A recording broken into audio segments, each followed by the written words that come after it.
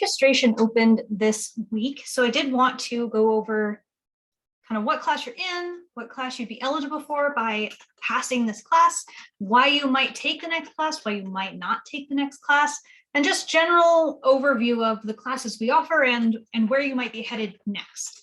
And part of that reason is because we number the classes in some kind of sensical way, but over time you add numbers and they end up in weird places and they have some meaning, but they can be confusing. So we want to try and demystify this process. So let me zoom in here and we will take a look at our pathway.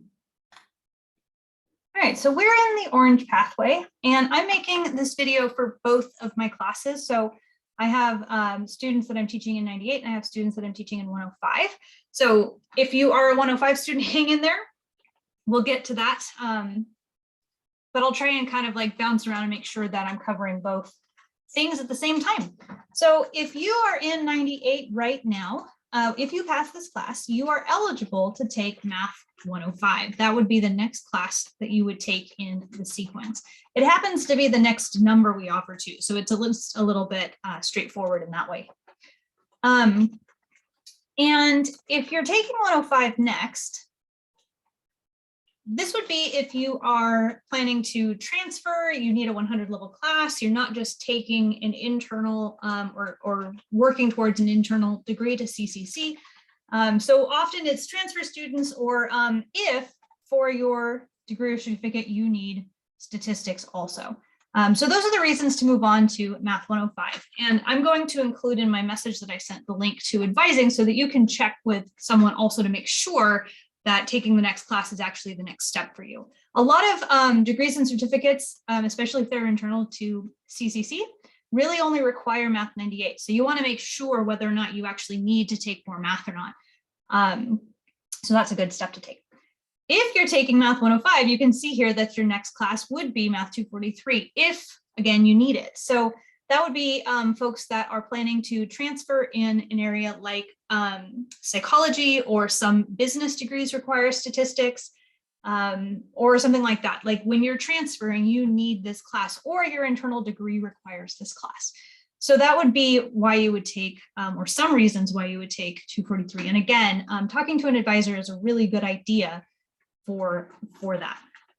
Okay, so that is our pathway and kind of the sequence of classes that we offer here. Now, sometimes what happens is students do actually need to take classes in our STEM pathway or in a different pathway altogether. So let's take a look at this. There's some arrows here and they are useful, but they don't always indicate exactly how people would move between pathways. And that's because everybody's experience is a little different. Your experience in the stats pathway or in classes that you've taken in the stats pathway or similar in high school or some other setting, they don't necessarily cover the same things as algebra. So your algebra learning might be very different than your stats pathway learning. So if you go and talk to an advisor and they say, oh, you actually need a class over here, that's okay. What you can do is you can get in touch with me to talk about placement if your advisor recommends that. So your advisor might be able to talk about where you could be placed in this pathway, or you and I could talk about where you might be placed in this pathway. Same thing with our career technical pathway too, this blue one. Okay, so let me know if you encounter that and you need some help talking through what your options are. In terms of registration, it does open this week. It stays open through the beginning of spring term. Our winter term ends on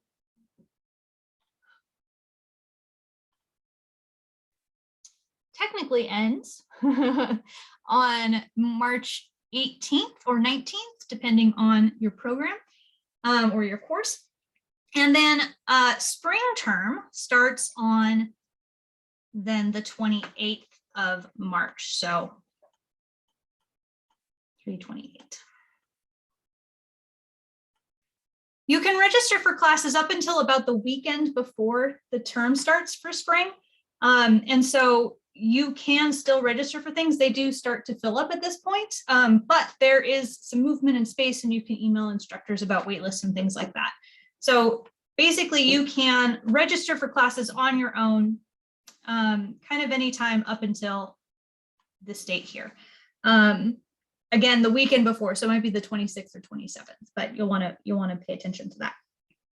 And then once the term starts, if you then move classes or you decide you need to take a class, you can still enroll, but you do need instructor permission. So at that point, you'd have to message them. All right, so I think that that's kind of the overview of what we've got going on with registration. If you have questions about the next classes you're taking and you want to talk through them with me, let me know. And I'd be happy to talk about what's in those classes, what to expect, and basically just talk about any concerns that you have or questions you have for what's coming next. All righty, I'll talk to you guys all soon.